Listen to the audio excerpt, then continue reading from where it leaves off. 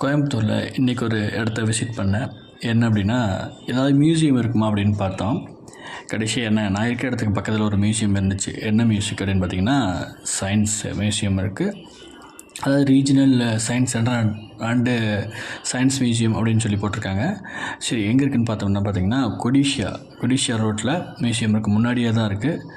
சூப்பராக இருக்குது பார்க்குறதுக்கு.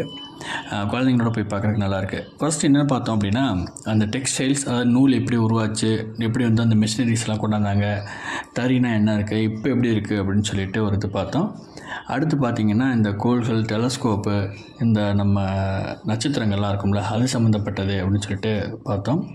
அடுத்து வந்து பிளானிட்டோரியம் சொல்லிட்டு ஒரு இடத்துக்குள்ளே கூட்டிகிட்டு போகிறாங்க. ஒரு கருப்பாக ஒரு இது இருக்குது. அதுக்குள்ளே உள்ளே போனோம்னா அந்த பிளானிட்டோரியம் பார்க்குறாங்க. அதில் வந்து பார்த்திங்கன்னா, இந்த பூமி எப்படி உருவாகிட்டு இருந்துச்சு, எப்படி உருவாச்சு, அதுக்கப்புறம் எப்படி உயிரினங்கள் உண்டாச்சு, உயிரினங்கள் ஏன் அழிஞ்சது, இந்த டைனோசர்லாம் ஏன் அழிஞ்சது அப்படின்ற டீட்டெயில் எல்லாமே அதில் இருந்துச்சு.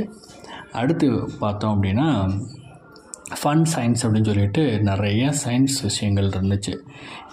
போய் உள்ளுக்குள்ளே போய் பார்த்தா தான் தெரியும். ஏன்னா நிறைய ஃபோட்டோஸ் எடுக்க அவங்க அலோவ் பண்ணல.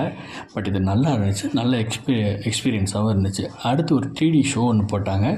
அதில் வந்து பார்த்திங்கன்னா, எவால்யூஷனில் வந்து எப்படிலாம் விலங்குகள் இருக்குது, என்ன மாதிரிலாம் இருந்துச்சு அப்படின்றது ஒரு 3D ஷோ. அதுவும் செமையாக இருந்துச்சு.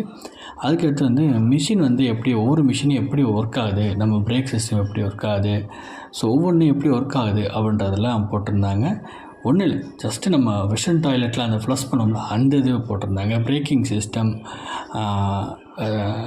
பார்கோட் ஸ்கேனரு அப்படின்னு சொல்லிட்டு எக்கச்சக்கமான விஷயங்கள் அதுக்குள்ளே அடங்கியிருக்கு. கண்டிப்பாக தரமான ஒரு பிளேஸ் தான். பெரியவங்களுக்கு வந்து பார்த்திங்கன்னா ₹55 சார்ஜஸ் பண்ணுறாங்க. சின்னவங்களுக்கு வந்து ஒரு ₹35 சார்ஜஸ் பண்ணுறாங்க. டோட்டலாக ஓவராலாக வந்து ஒரு காலையில் ஒரு 10 மணிக்கு அவங்க ஆஃபீஸ் ஓப்பன் பண்ணுறாங்க அப்படின்னா, நமக்கு ஈவினிங் வரைக்கும் கூட நம்ம உட்காந்து பார்க்கலாம், சயின்ஸில் இன்ட்ரெஸ்ட் இருக்கிறவங்க. பட் ஓரளவு ஒரு 2-3 ஹவர்ஸ் கண்டிப்பாக நல்ல ஒரு எக்ஸ்பீரியன்ஸாக தான் இருக்குது. ஸோ ரீசனபிளாகவும் இருக்குது, மோசமாலாம் இல்லை, நல்லாவே நல்லாயிருக்கு. பட் உள்ளுக்குள்ளே ஃபோட்டோ எடுக்க அலோவ் பண்ணல. ஆனால் குழந்தைங்களை கூட்டிகிட்டு போய் ஃபஸ்ட்டு காமிச்சிங்கன்னா ஒரு சின்ன இது இருக்கும். அடுத்து அவங்கவுங்க நிறையா படிக்க அவங்க நிறையா விஷயத்த புரிஞ்சுப்பாங்க.